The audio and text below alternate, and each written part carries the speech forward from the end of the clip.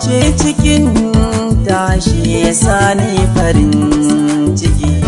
Gani na hau hanya furcin da kin kai min ya kore bakin ciki. San bani waya dan na yi nisa a sanki duniya banda tamkarki. Na damƙi soyayya na rike gagam dan ita ce sila har na same ki.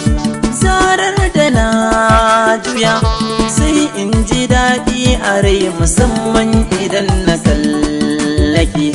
Ke ce guda ɗaya tilo cikin mata ne ba ni so in yi kewarki.